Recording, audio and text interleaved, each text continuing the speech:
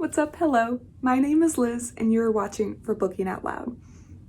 So today, as promised, I am going to do a review on A Deadly Education by Naomi Novik. And I have a lot of thoughts on this book, and I know there's a lot of controversy surrounding this book. So know that I'm a little bit nervous in reviewing this book, but we'll just get into it and you will be able to hear my thoughts. So let's just start with the summary. So this is a first book in a trilogy, the Solomance trilogy, I believe. And this one's called A Deadly Education, and it's called A Deadly Education for a good reason.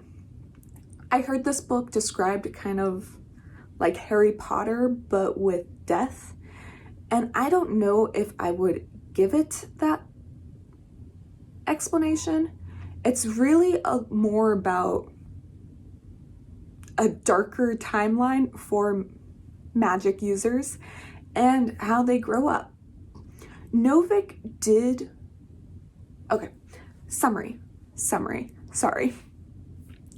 So our main character is named Galadriel, or just Elle, and she is prophesized to bring death and destruction to the world, but she tries everything within her power to not.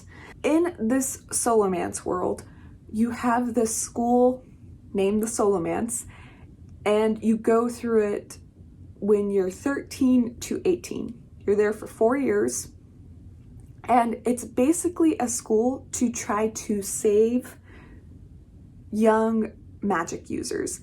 Because when you are going through puberty is the time that these monsters in this world come after you the most. And so centuries ago, the main magic users of London created this underground Solomance where all these kids could at least try to be protected throughout their puberty years. And when Elle is going through her own schooling, she discovers that really this school is just about survival and less about learning things. And then her junior year comes, and all of a sudden she catches the eye of the school's golden boy, Oren. So a little bit of romance in there with a lot of fantasy. All right, so let's start in on Novik's writing for this book. I thought her writing itself was fine. There is a ton of exposition in this book where it'll go on for pages and pages almost, and not that much is happening plot-wise. I remember one time where our main character, Elle, is just going through and explaining for pages why she can't take a shower regularly. And I mean, don't get me wrong, it's for a good reason. That's one of the places the monsters get these children in their school. But I didn't think that this needed pages of explanation as a reader. There were times that I found myself kind of skipping some pages just because I thought it was unnecessary. And that doesn't take away from the book too much if you very much like these exposition and world building parts, but I found it a little bit boring where it does feel like the story stops suddenly. You have to read pages of explanation and then you get to continue and you're like, what just happened before this? So that's my critique on this writing. But I think the plot itself makes up for it. Novik created this beautiful, beautiful world. Maybe not beautiful, but creative. It's a very creative world where your ability of magic really rests on the languages you can speak.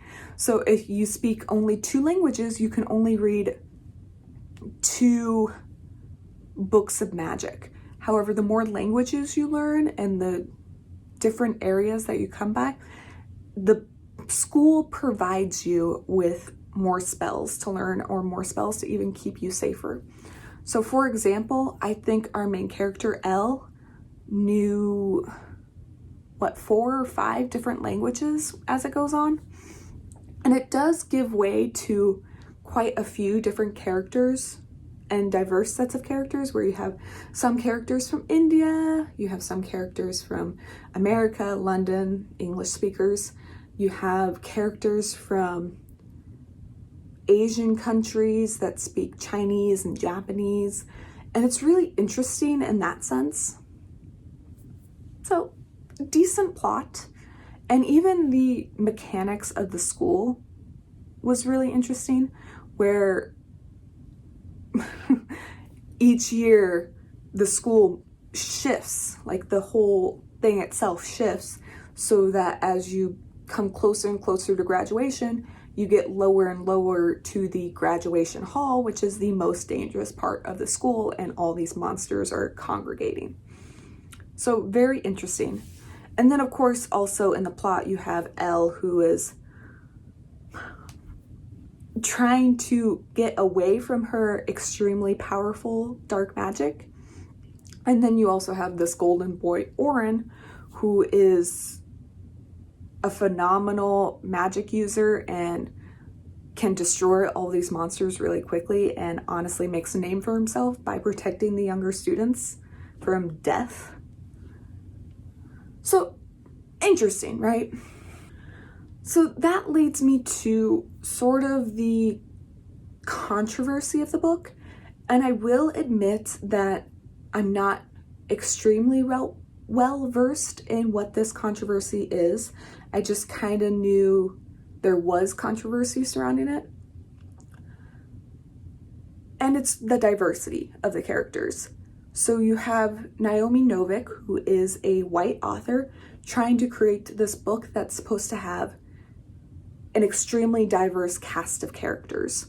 Even the main protagonist herself is half Indian and half Welsh, and she was raised by her Welsh mother. And so I know one of the main controversies is that this author didn't have good representation, where the main character in some people's mind is whitewashed, and some people enjoyed that this character was half Indian.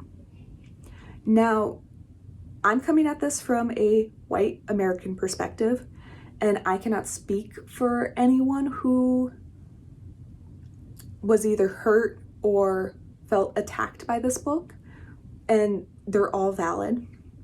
It's a really interesting take on when white authors try to bring diversity to their books and they kind of fail. Coincidentally, I guess when this is coming out, I think Cindy from Read with Cindy did an extremely detailed and really good, in my opinion, review of what happened on this controversy. And I enjoyed her video, and I'm really glad that she did it. I will, of course, link it down below. I highly suggest watching it and then making your own opinions about this book, whether or not you want to read it. So in conclusion, I think this is a really interesting fantasy book. I believe it's labeled YA, but I think adult fantasy readers might enjoy it as well. I want to wait until the sequel comes out before I recommend it, because like I said, there's some diversity problems, if you will, in this book, and I want to see if the author not fixes them, but maybe addresses them in the next book. I felt a lot of these characters that she introduced were just not necessarily token characters, but their diversity didn't really speak strongly. And that's just my take on it. So I have very conflicting thoughts on it. Taking it from a fantasy standpoint and as a fantasy lover and enthusiast, I guess, I loved the world that she built. I thought it was very magical. I love the school that she has there, Novik's has. So that itself, I would highly recommend, but just know going into the book that there is some problems with it, point blank. But please let me know, A, if you've read this book and what you thought about it, and B, if you want to read this book and why or why not. I'd really like to know, and I hope this was maybe informative, I guess, and helps you decide whether or not to read this book. I hope you have a wonderful, wonderful day, and I will see you next time. Bye.